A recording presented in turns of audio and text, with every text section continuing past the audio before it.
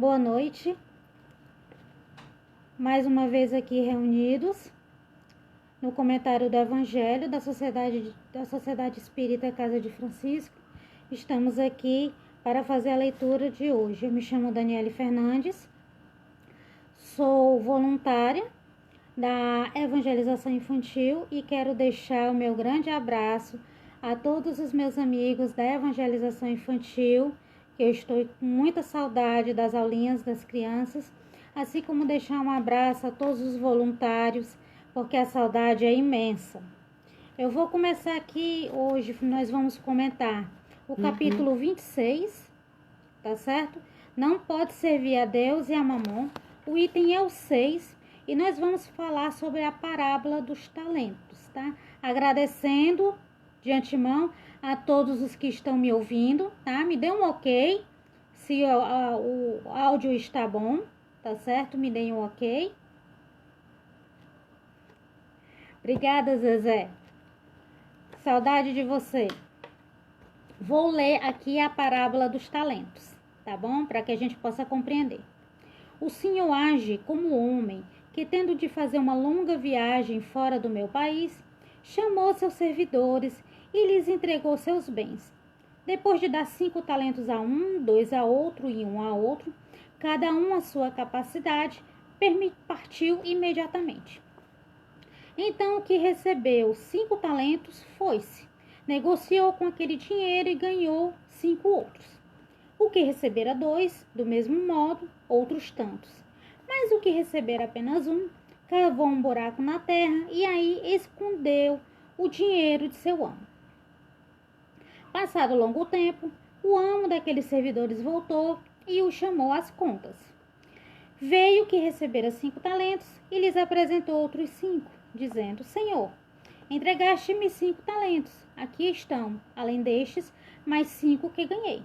E respondeu-lhe o amo: servidor bom e fiel, pois que foste fiel em pouca coisa, confiar-te-ei muitas outras, compartilha da alegria do teu senhor. O que recebera 2 talentos, apresentou-se ao seu turno e lhe disse: Senhor, entregar-me 2 talentos, aqui estão, além destes, outros 2 que ganhei. O amo respondeu: bom e fiel servidor, pois que foste fiel em pouca coisa, confiar-te-ei muitas outras, compartilha da alegria do teu senhor.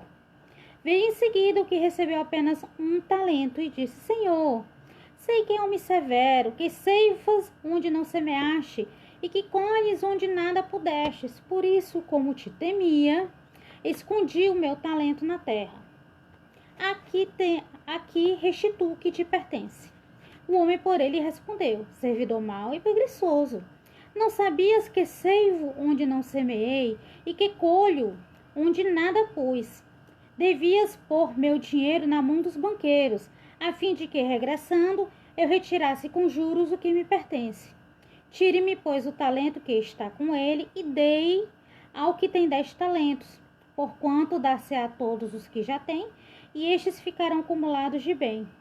Quando aquele que nada tem, tira-se o mesmo que pareça ter, que esse servidor inútil, lançado nas trevas exteriores, onde haverá prantos e ranger de dentes. E aqui eu vou começar explicando alguns itens da parábola, tá? Jesus, como grande educador que foi, ele se utilizava das coisas, do ambiente em que ele estava conversando com as pessoas que o seguiam. E o que é que ele fazia? Ele pegava e utilizava de tudo que estava a seu termo para contar uma história a título de aprendizado. O que a gente precisa colocar aqui em relação ao tempo é que quando Jesus contou essa parábola, foi exatamente na semana em que ele seria traído. Então, de certa forma, ele estava ali para preparar todos os seus discípulos com relação a que eles pudessem dar continuidade a todo o trabalho educacional que Jesus veio fazendo. O que é que nós precisamos aqui tirar como palavra-chave? Primeiro, talento. Gente, o que é talento dentro da parábola? Dentro da parábola, a época de Jesus. Primeiro, Um talento, ele correspondia a 6.000 denários. Olhem só, 6.000 denários. Um denário correspondia a um dia de trabalho. O que é que a gente pode colocar aqui? É que um talento era correspondente a 20 anos de trabalho. Gente, façam suas contas. Você está recebendo do seu chefe, do seu patrão, o correspondente a 20 anos de trabalho. O primeiro servidor recebeu 5 vezes isso. Não foi pouco. O segundo servidor, 2 vezes o correspondente a 20 anos de trabalho. E o terceiro servidor, que não foi pouco, recebeu o equivalente a 20 anos de trabalho. O que é que era de grande importância aqui nessa parábola? É que ele chamou 3 servos que ele confiava, 3 pessoas fiéis. Ele poderia ter colocado esse dinheiro no banco para ficar rendendo, mas ele confiou a eles para que eles conseguissem construir algo mais, reproduzir, multiplicar. Se eu colocar isso aqui como se Jesus estivesse passando aos seus discípulos, o que é que a gente vai conseguir visualizar? Jesus está mostrando a seus discípulos que todos têm habilidades e que eles estão ali com um propósito: servir a Deus. Correr todos os riscos para que a palavra fosse implementada e eles pudessem alcançar o reino dos céus. E outra coisa, Jesus estava demonstrando que todos eles tinham habilidades, todos eles tinham todas as condições de conseguir fazer alguma coisa. Que o ensinamento estava dado, agora eles precisavam seguir. Um outro item que é importante que a gente consiga entender desta parábola aqui. O terceiro servo, ele enterrou o talento. Isso é estranho? Não é. Naquela época, era muito comum que as pessoas tivessem seus tesouros, seu dinheiro, o que fosse de bem, de valor, e enterrasse. Então, era costume da época e Jesus veio colocar dessa forma. Gente, quando o proprietário voltou, o que foi que ele fez? Ele aprovou o resultado do primeiro? Sim. Aprovou o resultado do servo, elogiou e disse que ele iria comemorar com ele, que ele estaria com ele na partilha, que ele iria compartilhar a alegria dele. No caso, o Senhor faria uma grande festa para comemorar. O segundo servo, ele aprovou? Aprovou. Né? O que ele confiou a ele, ele multiplicou 2 vezes. Da mesma forma, ele elogiou, apoiou ele, confiou 2 vezes o valor mais, assim como no primeiro. Então, ele iria compartilhar daquela alegria. Compartilhe a alegria do teu Senhor. E iria. O terceiro servo, que foi que aconteceu? Não aprovou. Por quê? Porque o servo teve medo. Ele julgou de uma forma equivocada o que o Senhor tinha mostrado para ele. Ele não compreendeu. E o que foi que ele fez? Ele teve medo de estar aquele valor enorme confiando com ele, pegou e enterrou. O que restou ao terceiro servo diante da parábola que nós estamos aqui colocando alguns itens que são importantes? A ele perdeu os privilégios dele, como aquele servo que ele confiaria, e para ele restou o lamento. O que é que a gente tira aqui da parábola? Primeiro, que Deus não é injusto, que dá a cada um conforme a sua possibilidade. Ele não dividiu à toa para os servos 5, 2 e 1. Ele sabia que cada um tinha a sua capacidade. Outra coisa que precisa ser compreendida: o pouco, às vezes, é muito. Para o terceiro servo, foi tanto que ele teve medo. Teve medo de perder, pegou e guardou. E outra coisa que precisa ser compreendida aqui na parábola, tá? É que nós somos fiéis depositários. Aqueles servos, ele colocou como depositário aquele valor. e eles multiplicaram. Nós somos fiéis depositários de nossos bens. Daqui nada nos pertence, nem o nosso corpo.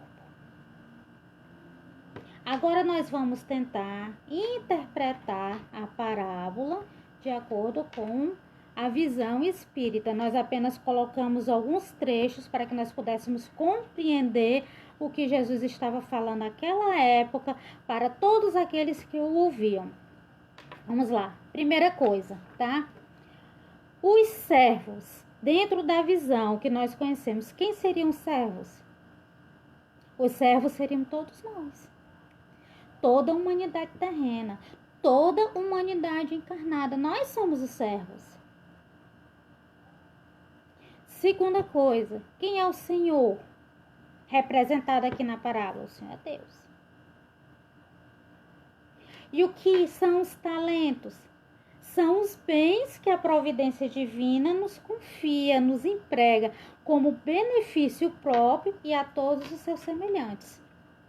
É tudo que nós trazemos de várias e várias encarnações. São os bens que nós estamos acumulando. São os nossos talentos, são as nossas habilidades, são a forma na qual nós conseguimos multiplicar tudo que nós temos. E o tempo que o Senhor dá a esse servo, que somos todos nós, esse tempo concedido é o tempo de uma encarnação na Terra. Se nós pararmos para pensar que nós já tivemos várias encarnações, quantas, meu Deus, mais de 100 encarnações, quanto tempo nós tivemos para fazer alguma coisa?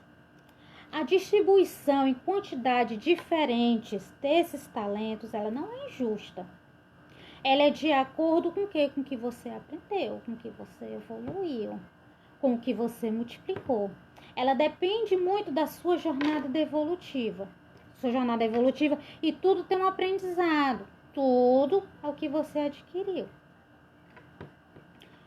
Gente, se a gente voltar aqui para alguns itens da parábola, nós podemos perceber uma coisa.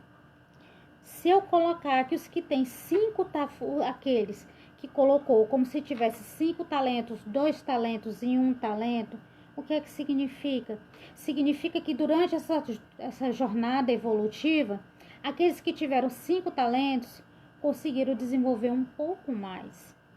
Dentro da jornada evolutiva, eles conseguiram fazer algo mais. Alguns deles vêm com um caráter completamente missionário aqui na Terra.